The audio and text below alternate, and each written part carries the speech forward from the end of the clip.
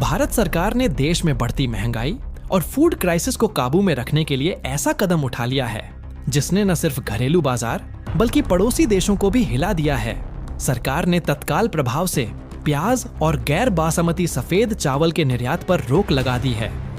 यह फैसला ऐसे समय में आया है जब त्योहारों का सीजन शुरू होने वाला है और इन दोनों चीजों की मांग सबसे ज्यादा रहती है। सरकार का कहना है कि अनिश्चित मानसून, उत्पादन में गिरावट और जमाखोरी की वजह से देश में फूड इन्फ्लेशन तेजी से बढ़ रहा था। जनता की थाली सस्ती रखने के लिए यह कदम जरूरी था। मिनिस्ट्री ऑफ कॉमर्स ने इसे एक अस्थायी रोक बताया है जो बाजार स्थिर होने तक जारी रहेगी। लेकिन इस फैसले का सबसे बड़ा असर पड़ा बांग्लादेश पर। यह देश हर साल भारत से लाखों टन प्याज और चावल आयात करता है।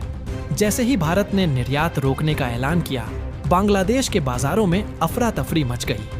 प्याज की कीमतें कुछ ही घंटों में 50% से 100-120% तक पहुंच गईं। कई दुकानों से स्टॉक गायब है, कतारें बढ़ गई हैं और कुछ जगहों पर झड़पें भी हुईं।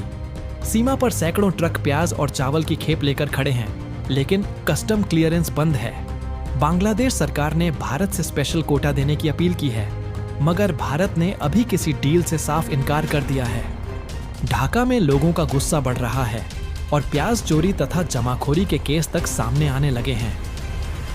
व्यापारी अब थाईलैंड, म्यांमार और वियतनाम से प्याज चावल मंगाने की कोशिश कर रहे हैं, लेकिन यह सामान महंगा है और पहुंचने में हफ्ते लग जाएंगे।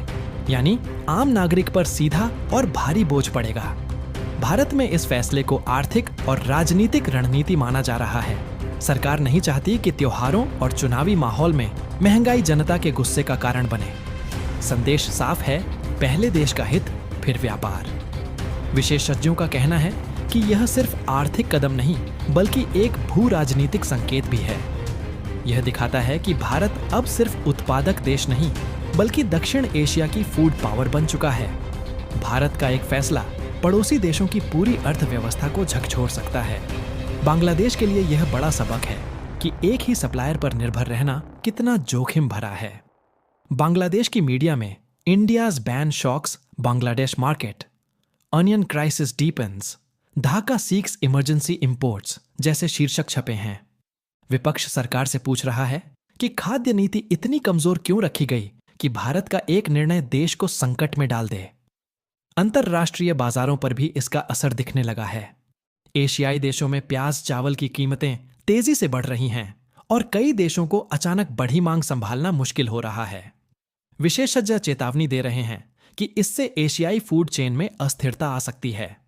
भारत में आम लोग इस कदम का समर्थन कर रहे हैं क्योंकि पहले निर्यात खुला रहने पर प्याज की कीमतें आसमान छू चुकी थीं।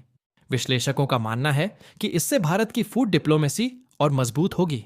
भारत अब व्यापार के साथ साथ खाद्य नीति के जरिए पड़ोसियों पर आर्थिक और राजनीतिक प्रभाव बना सकता है। बांग्लादेश में हालात बिगड़ते जा रहे हैं। कई इलाकों में प्याज 150% किलो तक पहुंच गया है। छोटे दुकानदारों का कहना है कि यदि भारत की रोक कुछ हफ्ते और रही तो वहां फूड क्राइसिस पैदा हो सकता है।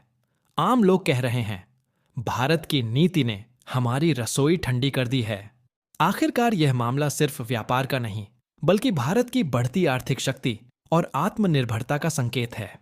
बिना हथियार उठाए सिर्फ एक आर्थिक कदम से भारत ने पूरा दक्षिण एशिया हिला दिया है। यही है भारत की नई साइलेंट लेकिन असरदार सॉफ्ट पावर।